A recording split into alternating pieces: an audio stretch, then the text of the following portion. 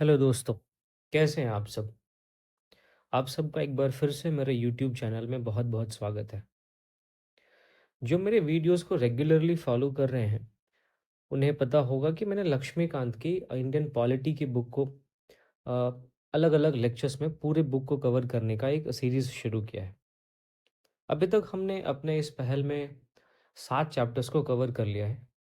आज हम 8वें चैप्टर जो कि फंडामेंटल राइट्स हैं, इसके बारे में जितने भी एस्पेक्ट्स हैं, उन सारे एस्पेक्ट्स को कवर करने की कोशिश करेंगे। हम इस चैप्टर को इस हिसाब से करेंगे कि जितने भी प्रीवियस ईयर क्वेश्चन में इंपॉर्टेंट कॉन्सेप्ट्स पूछे गए हैं, उन सारे कॉन्सेप्ट्स को मैंने अपने नोट्स में कंक्लूड कर दिया है ताकि जो भी यूपीएससी का पैटर्न होता है, उस पैटर्न पे हम अपने आप को उसके अकॉर्डिंग लेके चल सकें। तो चलिए बहुत ज़्यादा वक्त ज़ाया ना करते हुए हम सीधा चैप्टर पे आगे बढ़ते हैं। अब जैसे कि आप सबको पता होगा कि पूरे चैप्टर को मैं छोटे-छोटे पार्ट्स में डिवाइड कर देता हूँ। इस चैप्टर को भी मैंने इन 8 सब हेडिंग्स में डिवाइड किया है। इन्हीं सब हेडिंग्स के अंतर्गत हम पूरे चैप्टर को कवर करने की कोशिश करेंगे। सबसे पहले हम फंडामेंटल राइट का इवोल्यूशन देखेंगे। हम देखेंगे कि कैसे वर्तमान रूप में फंडामेंटल राइट अस्तित्व में आया है। क्या हमेशा से फंडामेंटल राइट ऐसे ही थे? इतिहास में कौन-कौन से ऐसे घटनाक्रम हुए? कौन-कौन सी ऐसी घटनाएँ घटित हुई, जिसने हमारे फंडामेंटल राइट के इवोल्यूशन को प्रमोट किया? हमारे फंडामेंटल राइट को अभी वर्तमान स्वरूप में जो उसका वर्तमान समय में जो इसका स्वरूप है, उस स्वरूप में ढालने का प्रयास किया है। तो इन सारे घटनाक्रम को देखते हुए फिर हम देखेंगे कि फंडामेंटल राइट माफ़ कीजिएगा, कि फंडामेंटल राइट आखिरकार होते क्या हैं? फिर हम फंडामेंटल राइट्स के फीचर्स देखेंगे। हमारे कॉन्स्टिट्यूशन में फंडामेंटल राइट से रिलेटेड जितने भी प्रोविजंस हैं, हम उन प्रोविजंस को देखेंगे। हम उसमें अलग-अलग आर्टिकल देखेंगे और उस आर्टिकल से रिलेटेड जितने भी कॉन्स्टिट्यूशनल अमेंडमेंट एक्ट्स हैं, उन सबको देखेंगे। फिर हम देखेंगे कि फंडामेंटल राइट के एक्सेप्शंस क्या हैं।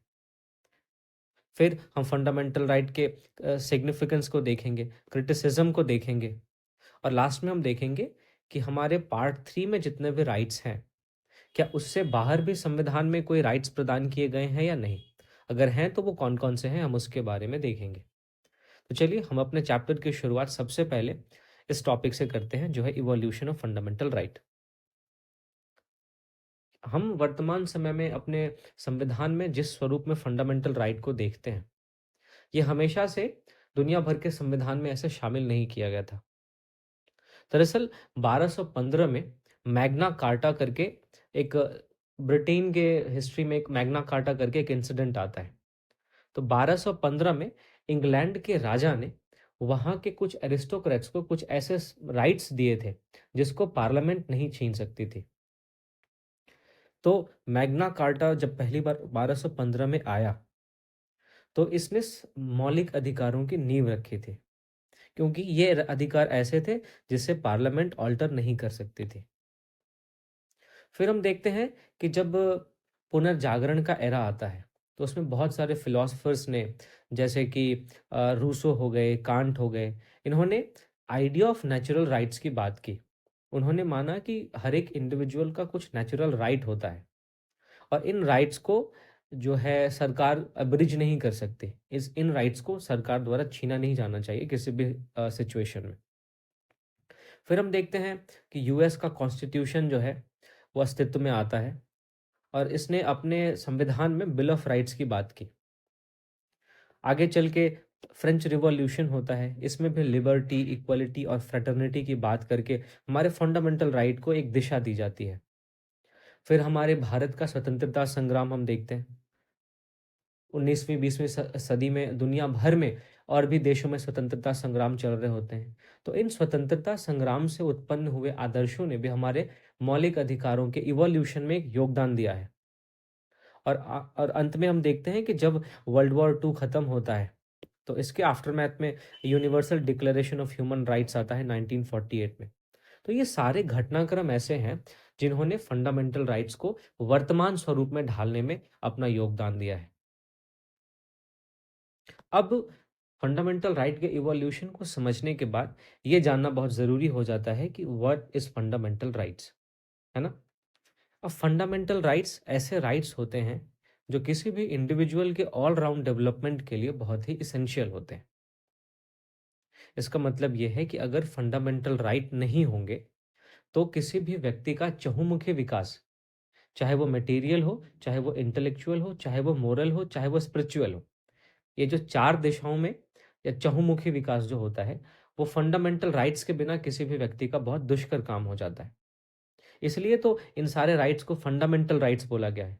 ये अपने आप में फंडामेंटल इसलिए है क्योंकि इसको कॉन्स्टिट्यूशन ने गारंटी प्रदान की है, और दूसरा कि ये किसी भी इंडिविजुअल के ऑल राउंड डेवलपमेंट के लिए इसेंशियल है। तो that is why rights in the Indian Constitution in Part 3 is called fundamental, because they are protected by Constitution, they are protected and guaranteed by Constitution, and they are essential for all round development of an individual. यहाँ पे all round development का मतलब ये जो मैंने 4 चीज़ें यहाँ पे लिखी है, मटेरियल, इंटेलेक्चुअल, मोरल और स्पिरिचुअल, इन चारों दिशाओं में अगर कोई व्यक्ति अपना विकास करना चाहता है तो उसके लिए जो भी फंडामेंटल राइट्स में अधिकार दिए गए हैं वो बहुत ज़्यादा ज़रूरी हो जाते हैं। अब हम अपने संविधान में देखें तो टोटल 6 फंडामेंटल राइट्स की बात की गई है। राइट टू इक्वालिटी है, यानी समानता का अधिकार, जो अनुच्छेद 14 से 18 तक है। स्वतंत्रता का अधिकार है, जो अनुच्छेद 19 से 22 तक है। एक्सप्लॉयटेशन यानी कि शोषण के विरुद्ध अधिकार है, जो अनुच्छेद 23 से 24 में है। फिर धार्मिक स्वतंत्रता का अधिकार अनुच्छेद 25 से 28 में है। शिक्षा और संस्कृति का अधिकार अनुच्छेद 29 से 30 में है। और संवैधानिक उपचारों का अधिकार अनुच्छेद 32 में है।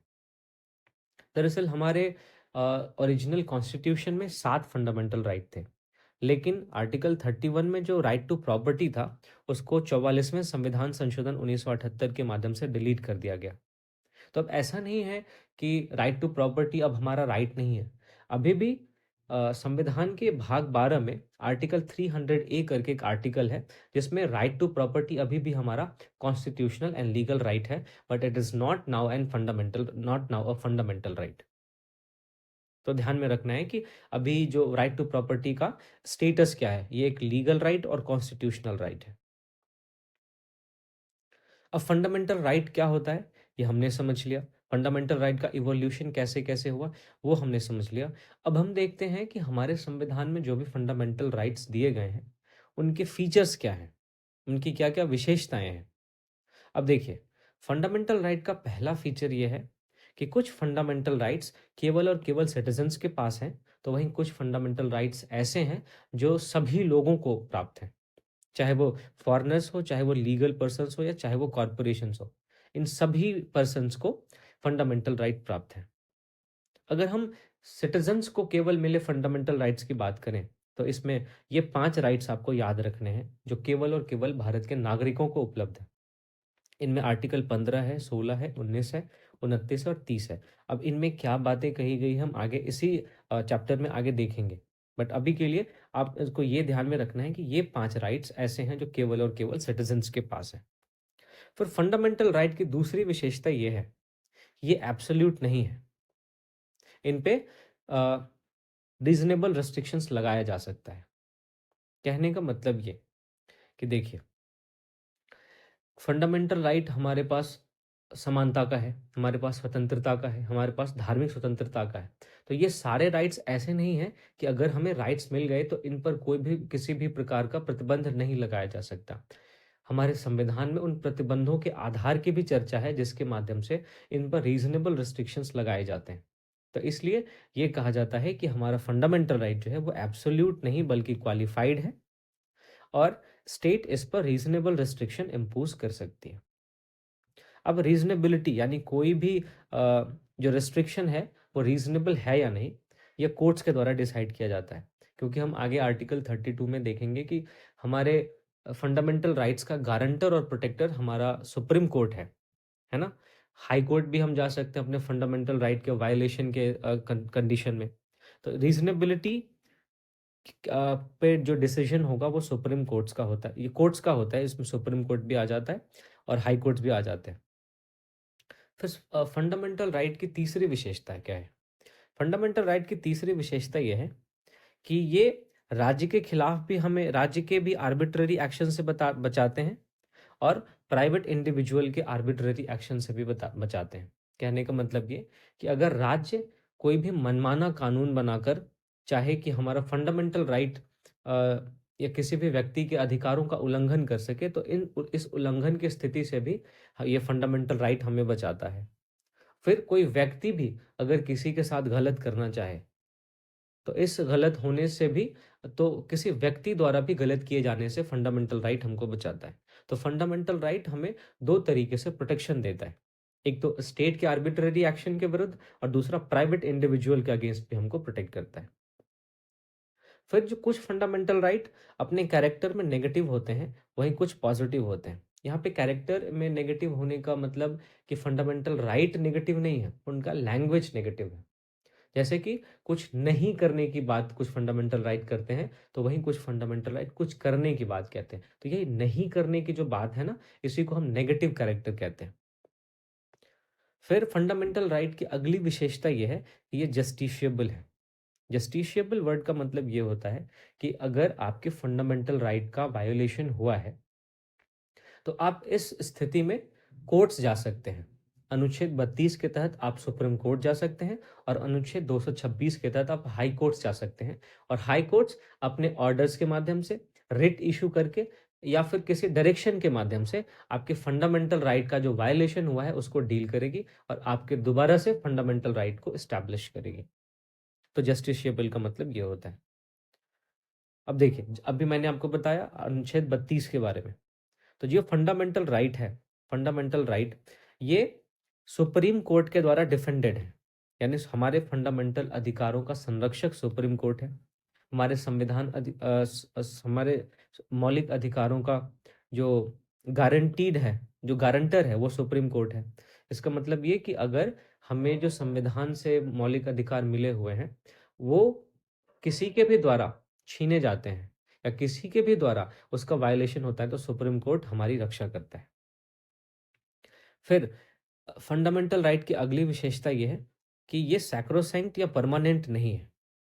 ये कर्टेल किए जा सकते हैं संविधान संशोधन के माध्यम से। अब इस बात को आप समझिए। हमारे संविधान में कुछ मौलिक अधिकारों को लिख दिया गया है। इन मौलिक अधिकारों में फेरबदल किए जा सकते हैं। कुछ मौलिक अधिकारों को डिलीट भी किया जा सकता है। जैसा कि हमने देखा अभी कि संपत्ति का जो अधिकार था, आर्टिकल 31 में, उसको डिलीट कर दिया गया। फिर कुछ नए अधिकार ऐड भी किए जा सकते हैं। तो फंडामेंटल राइट ये परमानेंट नहीं है। ऐसा नहीं है कि अगर अभी 6 फंडामेंटल राइट्स हैं, तो ये हमेशा के लिए 6 फंडामेंटल राइट्स हो जाएँगे। बाद में कोई अगर ऐसी किसी कोई परिस्थिति बनती है जिसमें किसी मौलिक अधिकार को संविधान में शामिल करना बहुत ज़्यादा ज़रूरी हो जाता है, तो ऐसी स्थिति में संविधान संशोधन करके उस मौलिक अधिकार को संविधान में शामिल किया जा सकता है। या फिर वर्तमान में जो भी फंडामेंटल राइट्स हैं, उनमें से कोई भी राइट फ्यूचर में गलत साबित हो जाता है, या फ्यूचर में इस तरीके से वो राइट हो जाता है कि वो वर्तमान परिस्थितियों कि वो उस समय की परिस्थितियों के अनुसार सही नहीं होगा, तो उसको अब्रिज भी किया जा सकता है, उसको डिलीट भी किया जा सकता है। तो इसलिए कहा जाता है कि फंडामेंटल राइट्स सैक्रोसैंक्ट या परमानेंट नहीं है, और इसको कर्टेल किया जा सकता है with the constitutional amendment act. बिना संविधान में संशोधन किए इसको नहीं किया जा सकता। किसी सामान्य विधेयन की तरह फंडामेंटल राइट को कर्टेल नहीं किया जा सकता। फंडामेंटल राइट को अगर कर्टेल करना है, तो it has to be by a constitutional amendment act. फिर फंडामेंटल राइट की अगली विशेषता ये है कि ये इमरजेंसी के दौरान, नेशनल इमरजेंसी जो आर्टिकल 352 में है, उसके दौरान ये सस्पेंड हो जाते हैं, निलंबित हो जाते हैं। बट इसका एक्सेप्शन है आर्टिकल 20 और 21। ये दोनों अधिकार किसी भी स्थिति में सस्पेंड नहीं होते। बाकी जो भी मौलिक अधिकार हैं, वो सस्पेंड हो जाते हैं। और अगर आर्टिकल 19 की बात करें, तो जब एक्सटर्नल इमरजेंसी लगती है, तो उस दौरान आर्टिकल 19 अपने आप सस्पेंड हो जाता है। अब इन सारे आर्टिकल्स की चर्चा हम बहुत ही डिटेल में करेंगे, जो कि आगे आएगा। हम देखेंगे जब इमरजेंसी का चैप्टर हम कवर करेंगे ना, तो उस टाइम हम देखेंगे कि कैसे एक्सटर्नल इमरजेंसी आर्टिकल 19 को अपने आप सस्पेंड कर देता है। वहाँ पे हम बहुत सारे रिट्स का देखेंगे कि कौन सा रिट सस्पेंड होता है, कौन सा नहीं होता है। तो ये सारी चीज़ें हम डिटेल में देखेंगे। अभी के लिए बस आपको ये ध्यान में रखना है कि फंडामेंटल राइट्स इमरजेंसी के दौरान सस्पेंड हो जाते हैं, और 2 ऐसे फंडामेंटल राइट है जो किसी भी स्थिति में सस्पेंड नहीं होते। वो है अनुच्छेद 20 और अनुच्छेद 21। ठीक है, आगे बढ़ते हैं। अब देखिए, फंडामेंटल राइट की अगली विशेषता ये है कि इसका एप्लीकेशन रिस्ट्रिक्ट किया जा सकता है। Their application can be restricted to armed forces, जो कि आर्टिकल 33 में मीन्स की ये कि जितने भी हमारे आर्म्ड फोर्सेस के पर्सोनल हैं, चाहे उसमें उनमें काम करने वाले नाई हो या उनमें खाना बनाने वाला कुक हो, आर्म्ड पर्सोनल में सारे आ जाते हैं। तो उनके फंडामेंटल राइट को रेस्ट्रिक्ट किया जा सकता है। ये हम आगे आर्टिकल 33 में देखेंगे। फिर हम देखते हैं कि फंडामेंटल राइट का एप्लीकेशन रिस्ट्रिक्ट हो जाता है जब मार्शल लॉ फोर्स में होता है। ये भी हम आगे आर्टिकल 34 में डिटेल में देखेंगे। फिर देखिए अगला है आर्टिकल 35 में कही गई बात। उसमें ये कहा गया है कि उनमें से ज़्यादातर फंडामेंटल राइट्स जो हैं वो अपने आप इन्फोर्सेबल हैं। यानी उनको इन्फोर्स करने के लिए कोई स्पेशल कानून बनाने की ज़रूरत नहीं पड़ती। लेकिन उनमें से कुछ को लागू करने के लिए कोई ना कोई कानून बनाने की ज़रूरत पड़ती है। और ऐसे में इस कानून को बनाने का अधिकार सिर्फ़ और सिर्फ़ संसद को है। तो ये हमारे सारे फंडामेंटल राइट्स की विशेषताएँ थे। इन सब के इन सब में जितनी भी बातें कही गई है अभी आगे अब डिस्कशन में कहीं न कहीं वो आएगा। अब हम फंडामेंटल राइट्स के फीचर्स के बाद देखते हैं कि कौन-कौन से कॉन्स्टिट्यूशनल प्रोविजंस हमारे कॉन्स्टिट्यूशन में हैं, जो फंडामेंटल राइट्स से रिलेटेड है। तो देखिए, जैसा कि मैंने आपको बताया कि संविधान के भाग 3 में मौलिक अधिकारों का उल्लेख है। इन मौलिक अधिकारों के चर्चा अनुच्छेद 12 से लेके 35 तक है। तो हम इन सारे अनुच्छेदों को जो 12 से लेके 35 तक है, एक-एक करके डिटेल में देखेंगे। सबसे पहले हम देखते हैं आर्टिकल 12। आर्टिकल 12 क्या है? आर्टिकल 12 में स्टेट का डेफिनिशन है। आर्टिकल 12 में कहा गया है कि स्टेट का मतलब होता है government of India and parliament, यानी कि यूनियन गवर्नमेंट का एग्जीक्यूटिव और लेजिस्लेटिव ऑर्गन। यहाँ पे पार्लियामेंट के अंदर राज्यसभा, लोकसभा और राष्ट्रपति, ये तीनों आते हैं, आपको ध्यान में रखना है। एग्जीक्यूटिव में भी बहुत सारे ऑर्गन्स आते हैं, हम इसको डिटेल में डिस्कस करेंगे। अभी आप ध्यान में रखिए कि यूनियन गवर्नमेंट यानी केंद्र सरकार का एग्जीक्यूटिव और लेजिस्लेटिव दोनों ऑर्गन स्टेट के डेफिनेशन में आता है। स्टेट गवर्नमेंट का लेजिस्लेटिव और एग्जीक्यूटिव दोनों ऑर्गन स्टेट के डेफिनेशन में आता है। जितने भी लोकल अथॉरिटीज हैं, जिनको 73rd और 74th अमेंडमेंट के माध्यम से कॉन्स्टिट्यूशनल स्टेटस दिया गया, वो सारी लोकल अथॉरिटीज भी अंडर आर्टिकल 12 स्टेट के डेफिनेशन में आती हैं। फिर कोई भी ऐसी अदर स्टैट्यूटरी यानी कि संवैधिक या फिर नॉन स्टैट्यूटरी यानी गैर संवैधिक अथॉरिटीज लाइक ओएनजीसी, एलआईसी, जो कि बतौर राज्य की संस्था काम कर रही है, ये सारी संवैधिक और गैर संवैधिक निकाय भी राज्य की परिभाषा में आएंगे अंडर आर्टिकल 12। ये आपको ध्यान में रखना है। अब देखिए, a private body working as an instrument of state falls under article 12। Means कि अगर कोई प्राइवेट बॉडी बतौर राज्य की संस्था काम कर रही है, तो वो भी अनुच्छेद 12 के तहत राज्य की परिभाषा में आ जाएगी। ये बात आपको ध्यान में रखना है। अब कुछ केसेस हैं जो कि स्टेट के डेफिनेशन से रिलेटेड है ना? बहुत सारे केसेस हैं इसमें, लेकिन मैंने इन दोनों का नाम इसलिए लिख दिया क्योंकि ये दोनों थोड़े से ज़्यादा चर्चा में रहे थे और आपको बस उदाहरण के लिए इन दोनों को ध्यान में रखना है, ताकि अगर आपको आर्टिकल 12 से रिलेटेड कोई भी क्वेश्चन आता है तो आप इन दो की चर्चा करके आप बता सकते हैं कि इन दो डिसीजंस में सुप्रीम कोर्ट ने इसको स्टेट बताया है और इसको स्टेट नहीं बताया अंडर आर्टिकल 12। जैसे कि Zee Telefilms Limited versus Union of India case 2005 में आया था। इसमें बताया गया कि बीसीसीआई एक स्टेट नहीं है, बिकॉज बीसीसीआई को ना तो स्टेट से फंड मिलता है, ना ना ही हमारी नेशनल गवर्नमेंट या स्टेट गवर्नमेंट से फंड मिलता है, ना ही वो उसके द्वारा रेगुलेटेड है, इसकी अपनी गवर्निंग बॉडी है। तो that is why BCCI is not a state under article 12। फिर प्रदीप कुमार विश्वास केस में सीएसआईआर यानी Centre for Scientific and Industrial Research, Centre for Scientific and Industrial Research CSIR एक स्टेट है। ये प्रदीप कुमार विश्वास केस में बताया गया। तो ये हमारा आर्टिकल 12 था। हमने इसमें देखा स्टेट का डेफिनेशन, कौन कौन से स्टेट्स की डेफिनेशन में आते हैं, यूनियन गवर्नमेंट और उसके लेजिस्लेटिव और एग्जीक्यूटिव ऑर्गन, स्टेट गवर्नमेंट और उसके लेजिस्लेटिव और एग्जीक्यूटिव ऑर्गन, जितने भी लोकल अथॉरिटीज़ हैं वो, और फिर कोई भी ऐसी अथॉरिटी स्टैट्यूटरी हो या नॉन स्टैट्यूटरी हो जो बतौर राज्य की संस्था काम कर रही है, वो आती है। फिर प्राइवेट बॉडी भी अगर राज्य की संस्था के तहत काम कर रही है या उसके तौर पे काम कर रही है, तो वो भी अनुच्छेद 12 के तहत राज्य की परिभाषा में आएगी। अब अगला आर्टिकल है आर्टिकल 13। ये क्या कहता है? ध्यान से सुनिएगा। जितने भी कानून जो कि फंडामेंटल राइट से इनकंसिस्टेंट हैं या उसके विरोध में है, in derogation of any of the fundamental rights, वो वॉइड हो जाएंगे, यानी कि शून्य हो जाएंगे। अब देखिए, इस आर्टिकल के माध्यम से ही जुडिशियल रिव्यू का पावर आता है। It expressively provides for judicial review. Judicial review supreme court के पास अनुच्छेद 32 के तहत है और हाई कोर्ट के पास अनुच्छेद 226 के तहत है। अब देखिए, इस आर्टिकल में आपको ये वर्ड लॉ दिख रहा होगा, यहाँ पे लिखा हुआ है ऑल लॉज। तो यहाँ पे जो लॉज है ना, इसमें बहुत सारी चीजें आती है। तो संविधान में हमारे लिखा हुआ है कि ये जो लॉ वर्ड है, इस लॉ वर्ड के अंदर कौन कौन सी चीजें आएंगी। तो सबसे पहला, ये जो लॉ वर्ड है, इसमें पार्लियामेंट द्वारा बनाया गया कोई भी कानून आएगा या फिर स्टेट लेजिस्लेचर के द्वारा बनाया गया कोई भी कानून आएगा। यानी कि हमारे लोकसभा राज्यसभा से पारित अगर कोई कानून है तो वो कानून की परिभाषा में आएगा, माफ कीजिएगा, वो कानून की परिभाषा में आएगा अंडर आर्टिकल 13। और हमारे स्टेट गवर्नमेंट के भी लेजिस्लेटिव ऑर्गन ने भी अगर कोई कानून पास किया है तो वो भी अनुच्छेद 13 के तहत हमारे लेजिस्लेटिव ऑर्गन में आएगा। अब टेम्पररी लॉज लाइक ऑर्डिनेंसेस, ये भी हमारे लॉ की परिभाषा में आएंगे अंडर आर्टिकल 13।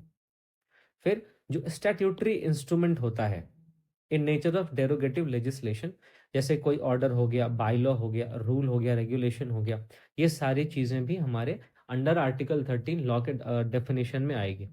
देखिए, डेलीगेटेड लेजिस्लेशन का मतलब ये है, इसको हिंदी में प्रत्यायोजित विधान या कार्यपालिका विधान कहते हैं। अब संसद हर एक छोटे छोटे रूल्स या रेगुलेशन को अपने एक्ट में शामिल नहीं करती है। कार्यपालिका को इस हद तक शक्ति दी जाती है कि वो जो कानून का दायरा है उसी दायरे के भीतर कुछ बायलॉज बना सकता है। एग्जीक्यूटिव के पास यह शक्ति होती है कि वो किसी भी कानून को लागू करने के लिए कुछ ऑर्डर्स इशू कर सकता है। तो इन्हीं सारे नेचर के जो भी लॉज होते हैं, इसको डेलीगेटेड लेजिस्लेशन का नाम दिया जाता है, जो कि पार्लियामेंट के द्वारा एग्जीक्यूटिव के ऊपर कन्फर किया जाता है, उनके उनके एग्जीक्यूटिव को दिया जाता है। तो अगर एग्जीक्यूटिव इस शक्ति के तहत कोई ऑर्डर, बाय लॉ, रूल या रेगुलेशन ये पास करती है तो ये सारे भी लॉ की कैटेगरी में आएंगे अंडर आर्टिकल 13, हमको ध्यान में रखना है। और फिर अगर कोई ऐसा कस्टम है जिसको कि विधि की शक्ति प्राप्त है, यानी कोई भी ऐसे समाज में मान्यता है जिसको कानून की शक्ति प्राप्त हो गई है, तो वो भी अनुच्छेद 13 के तहत कानून या लॉ की परिभाषा में आएगी।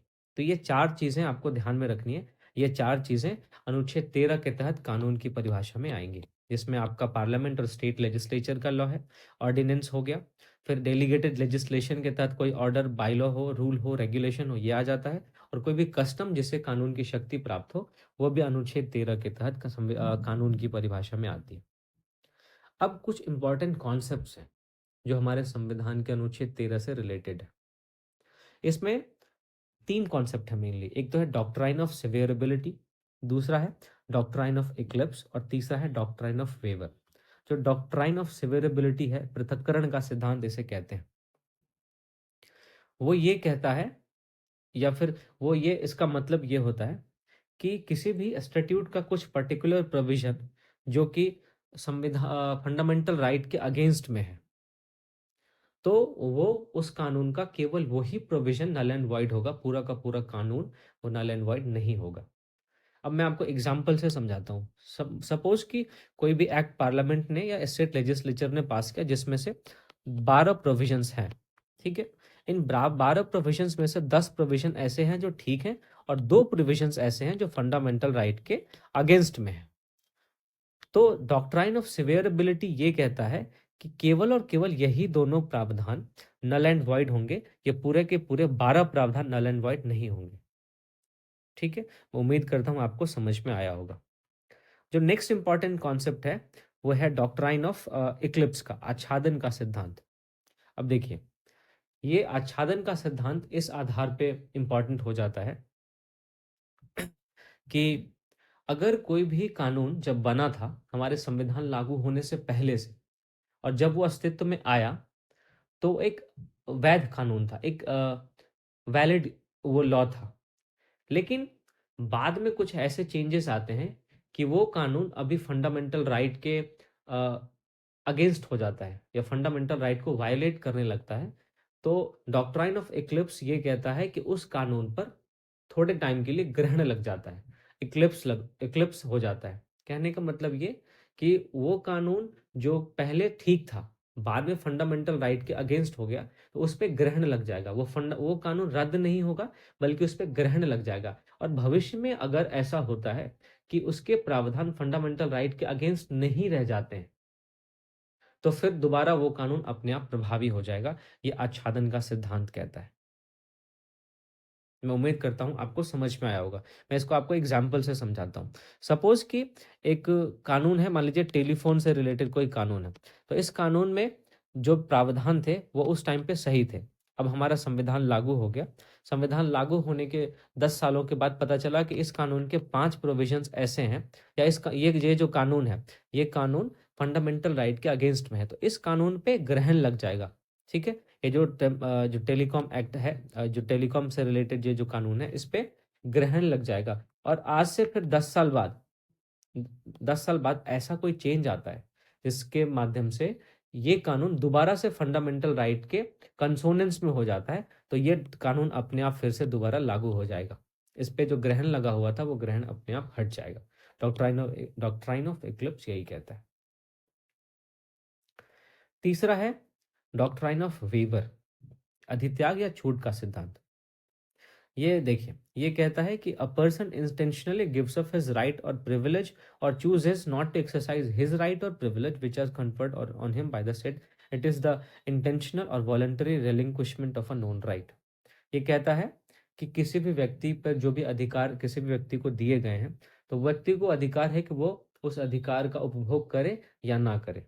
ये इंटेंशनल होता है, या चाहे तो उस अधिकार को त्याग भी सकता है। यह डॉक्ट्राइन ऑफ वेवर, अधित्याग या छूट का सिद्धांत। अब देखिए, आर्टिकल 13 के तहत हमने देखा था कि कानून शब्द की चर्चा थी, और उस कानून में कई सारी बातों की चर्चा थी। लेकिन जो आर्टिकल 13 है, वो किसी भी संविधान में संशोधन वाले विधेयक को एक कानून नहीं मानता है। ठीक है? आर्टिकल 13 ये कहता है कि संविधान संशोधन विधेयक अनुच्छेद 13 के तहत कानून की परिभाषा में नहीं आता है। लेकिन केशवानंद भारती केस 1973 के बाद सुप्रीम कोर्ट ने डिक्लेयर किया कि किसी संविधान संशोधन विधेयक को बेसिक स्ट्रक्चर डॉक्ट्राइन के आधार पर चैलेंज किया जा सकता है। अभी आर्टिकल 13 में जो लॉ शब्द थे, वो इस आधार पर वो बताए गए थे कि ये सारे लॉ शब्द के अंदर जितनी भी चीज़ें आ रही हैं, वो फंडामेंटल राइट के अगेंस्ट नहीं होना चाहिए। कोई भी संविधान संशोधन फंडामेंटल राइट के अगेंस्ट हो सकता है, तब हो सकता है जब वो फंडामेंटल राइट के बेसिक स्ट्रक्चर का उल्लंघन ना करे। मैं उम्मीद करता हूँ आपको ये समझ में आया होगा। अगर ना समझ में आए, तो आप वीडियो को पीछे करके दोबारा ज़रूर देखिए, आपको समझ में आएगा। अब हम आ जाते हैं अपने प्रॉपर फंडामेंटल राइट वाले पार्ट पे। कौन-कौन से फंडामेंटल राइट हमको संविधान में दिए गए हैं? इनमें सबसे पहला फंडामेंटल राइट है राइट टू इक्वालिटी, जो हमारे संविधान के अनुच्छेद 14 से लेकर 18 तक लिखा हुआ है। अब अनुच्छेद 14 क्या कहता है और इसके एक्सेप्शंस क्या है, हम इसको देखेंगे। माफ़ कीजिएगा। सबसे पहले हम देखते हैं कि ये कहता क्या है। अनुच्छेद 14 कहता है equality before law and equal protection of law, यानी विधि के समक्ष समानता और विधियों का समान संरक्षण। अब आप ये अपने स्क्रीन पे देख पा रहे होंगे कि इक्वालिटी बिफोर लॉ, इसका जो कॉन्सेप्ट है वो यूके से लिया गया है। वहीं इक्वल प्रोटेक्शन ऑफ लॉ, ये कॉन्सेप्ट यूएसए से लिया गया है। हम देखेंगे इसके बारे में डिटेल में कि ये क्या-क्या कि इसमें कौन-कौन सी बातें इंपॉर्टेंट हैं हमारे एग्जाम पॉइंट ऑफ व्यू से। इक्वालिटी बिफोर लॉ कैसे रूल ऑफ लॉ का बेस बनाता है ना? इक्वल प्रोटेक्शन ऑफ लॉ का क्या मतलब होता है? ये सब को अभी हम डिटेल में देखेंगे। एक बारी हम इसके एक्सेप्शंस देख लें बस। आर्टिकल 14 का एक्सेप्शन है आर्टिकल 361, 361 ए, 105, 194, आर्टिकल 31 सी, फॉरेन डिप्लोमेट्स, एम्बेसडर्स, यूएन की एजेंसीज। ये सारे एक्सेप्शंस हैं। अब देखते हैं। देखिए, इक्वालिटी बिफोर लॉ और इक्वल प्रोटेक्शन ऑफ लॉ, इन दोनों के बारे में हम अगर देखें, तो इक्वालिटी बिफोर लॉ एक नेगेटिव कॉन्सेप्ट है। इसको यूके से बोरो किया गया है, और ये रूल ऑफ लॉ का पार्ट है। वहीं इक्वल प्रोटेक्शन ऑफ लॉ एक पॉजिटिव कॉन्सेप्ट है और यूएसए से लिया गया। जब हम इक्वालिटी बिफोर लॉ कहते हैं, तो हमारा मतलब क्या होता है? अब देखिए, इक्वलिटी बिफोर लॉ का सीधा-सीधा मतलब है एब्सेंस ऑफ स्पेशल प्रिविलेजेस, यानी विशेषाधिकारों की अनुपस्थिति। जिस भी देश में विशेषाधिकारों की अनुपस्थिति है, वहाँ पे कानून कानून की नज़र में सब समान है। वहाँ किसी भी देश में, हमारे भारत में भी किसी को विशेषाधिकार नहीं है, विशेषाधिकारों की अनुपस्थिति है। फिर इक्वालिटी बिफोर लॉ का मतलब होता है equal projection of law to all persons. कानून सबके लिए एक समान होगा, कोई भी कानून के ऊपर नहीं। ये 3 इम्पोर्टेंट बातें हैं जो rule of equality before law में बोली गई हैं। फिर इक्वल प्रोटेक्शन ऑफ लॉ का क्या मतलब होता है? इक्वल प्रोटेक्शन ऑफ लॉ का मतलब है कि इक्वल सर्कमस्टांसेस में सभी को इक्वली ट्रीट किया जाएगा। अगर 10 लोग ऐसे हैं जो एक ही सर्कमस्टांस में हैं, तो उनको एक साथ ट्रीट ट्रीट किया जाएगा। उनके साथ इस आधार पे भेदभाव नहीं किया जाएगा कि उन 10 में से किसका रिलिजन क्या है, किसका रेस क्या है, किसी का कास्ट क्या है ना? अगर इक्वल सर्कमस्टेंस है, तो इक्वल सर्कमस्टेंस में उनका ट्रीटमेंट भी इक्वल होगा। फिर किसी भी लॉ का एप्लीकेशन सभी पर्सन के लिए जो एक ही सिचुएशन में है, उनके लिए सभी लॉ का एप्लीकेशन सिमिलर होगा। फिर जो भी एक समान है, उनको एक समान ट्रीट किया जाएगा बिना किसी डिस्क्रिमिनेशन के। Like should be treated alike without any discrimination. जो एक समान है, उनको एक समान ट्रीटमेंट दिया जाएगा। तो ये कहता है हमारा equal protection of law.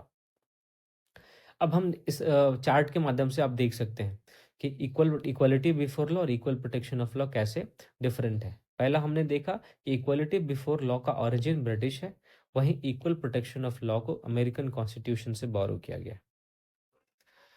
Equality before law कहता है कि कोई भी कानून के ऊपर नहीं है, चाहे वो अमीर हो, गरीब हो, ऊंचा हो, नीचा हो, कोई भी कानून के ऊपर नहीं है। वहीं इक्वल प्रोटेक्शन ऑफ लॉ बात करता है कि जो भी सिमिलर हैं लोग, उनके साथ इक्वल ट्रीटमेंट होना चाहिए। Similar people should be treated equally. फिर अभी जैसा कि मैंने आपको बताया कि इक्वलिटी बिफोर लॉ में सबसे इंपॉर्टेंट चीज़ है विशेषाधिकारों की अनुपस्थिति। किसी को भी प्रिविलेज नहीं मिला होगा। वहीं इक्वल प्रोटेक्शन ऑफ लॉ कहता है कि सेम कंडीशन में ट्रीटमेंट इक्वल होना चाहिए।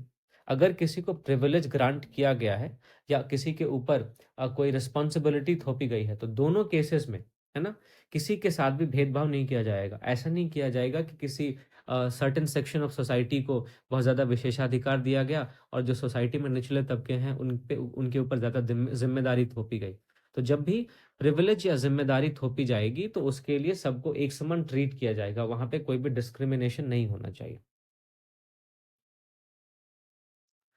फिर जो इक्वलिटी ऑफ लॉ है या हाँ, इक्वलिटी बिफोर लॉ है, ये कहता है कि कानून की नज़र में कोई भी देश का जो कानून है, उसके सामने सभी एक समान है। और फिर इक्वल प्रोटेक्शन ऑफ लॉ वो कहता है कि the same laws are applied in the same way to all people who are in the same situation.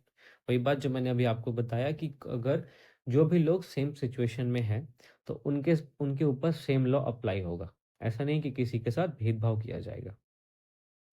तो ये हमारा इक्वलिटी बिफोर लॉ और इक्वल प्रोटेक्शन ऑफ लॉ के बीच में थोड़ा सा क्या क्या माइनर जो डिफरेंस है, वो हमने देखा। अब एक वर्ड आता है इक्विटी और इक्वलिटी। इसको हिंदी में हम समता कहते हैं, और इक्विटी को समता कहते हैं और इक्वलिटी को समानता कहते हैं। तो इक्विटी और इक्वलिटी, इन दोनों में डिफरेंस क्या होता है? जैसा कि आप अपने इस पिक्चर में देख रहे होंगे, यहाँ पे 3 अलग-अलग हाइट के लोग हैं, तीनों को एक ही हाइट का टेबल दे दिया गया है ना? और इक्विटी में जो जो बिना टेबल के देख पा रहा है, उसको टेबल नहीं दिया गया।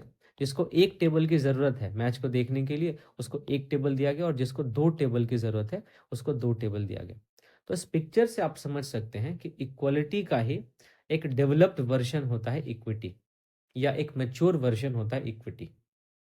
देखिए, इक्वालिटी होता है कि किसी भी इंडिविजुअल को सेम ट्रीटमेंट देना, regardless of their different circumstances.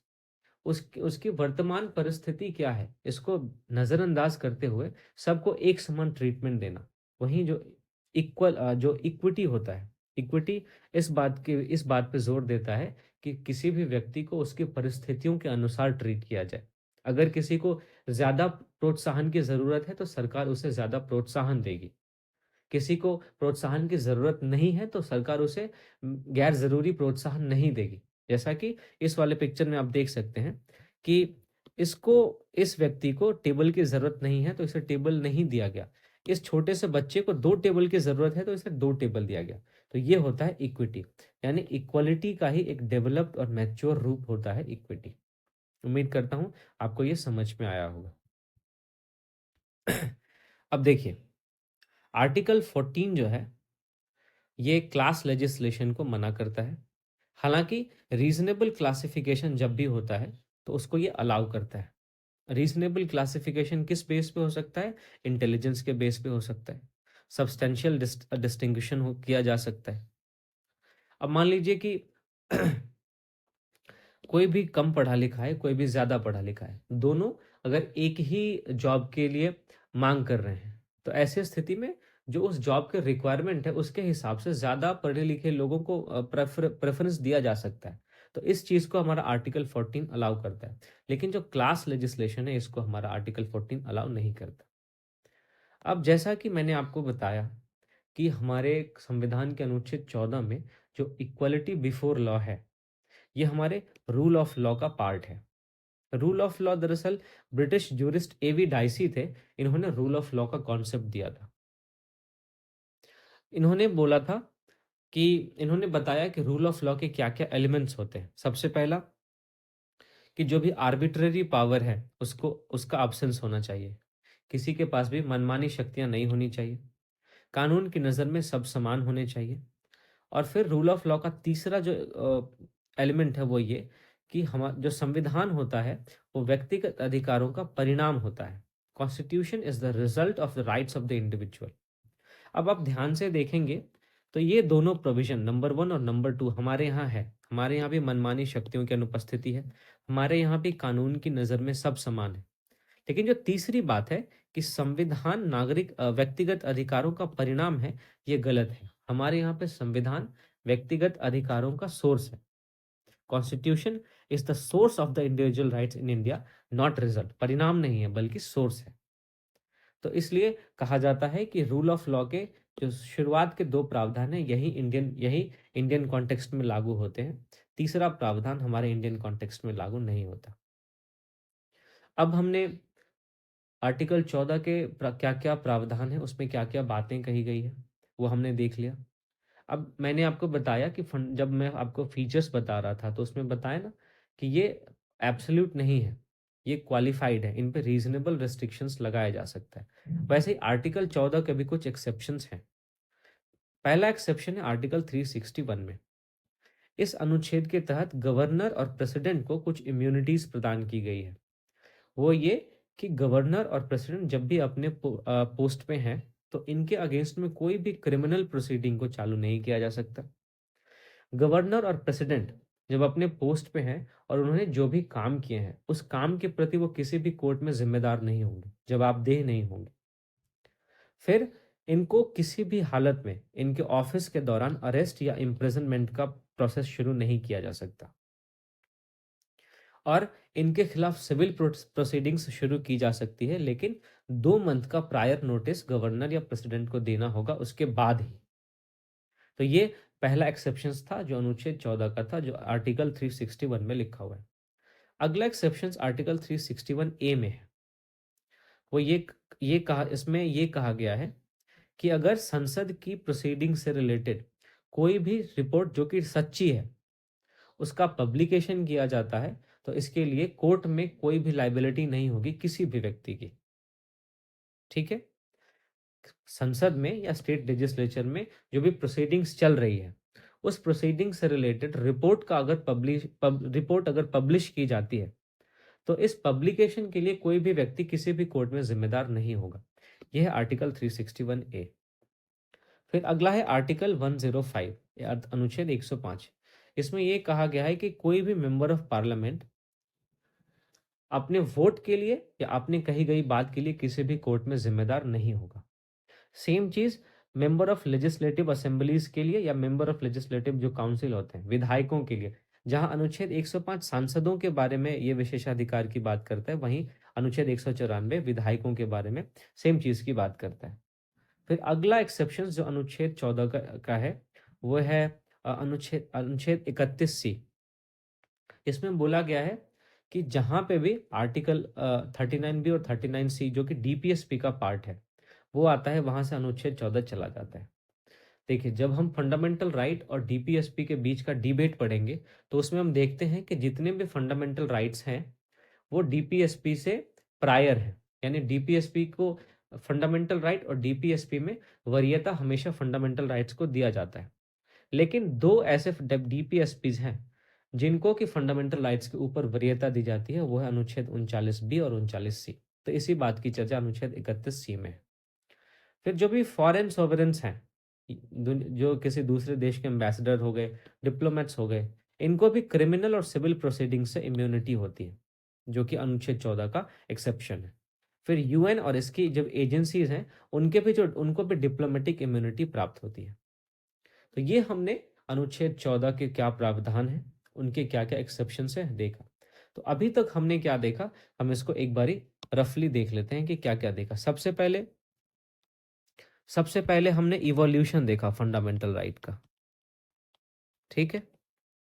फिर हमने देखा कि फंडामेंटल राइट होते क्या हैं, व्हाट इज फंडामेंटल राइट, ठीक। फिर हमने उसके फीचर्स देख लिए। फिर हमने कॉन्स्टिट्यूशनल प्रोविजंस देखना शुरू किया, कॉन्स्टिट्यूशनल प्रोविजंस देखा। इसमें हमने सबसे पहले अनुच्छेद 12 देखा। अनुच्छेद 12 में हमने स्टेट का डेफिनेशन देखा, ठीक।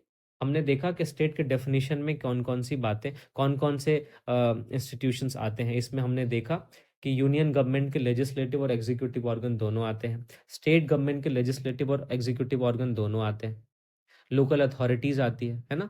फिर हम देखते हैं कोई भी ऐसी प्राइवेट बॉडी जो बतौर राज्य की संस्था काम कर रही है, वो भी अनुच्छेद 12 के तहत राज्य की परिभाषा में आती है। फिर हमने अनुच्छेद 13 देखा।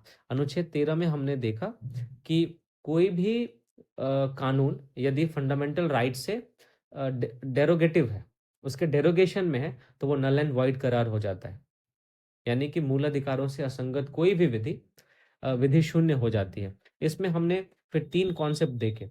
कॉन्सेप्ट से पहले हमने देखा था कि जो आर्टिकल 13 में लॉ की बात की गई है, तो इस लॉ में कौन कौन से लॉ आते हैं। इसमें हमने परमानेंट लॉ देखा, है ना। परमानेंट लॉ मतलब कि पार्लियामेंट या स्टेट लेजिस्लेचर ने जिनको बनाया है वो। फिर हमने टेम्पररी लॉ देखा।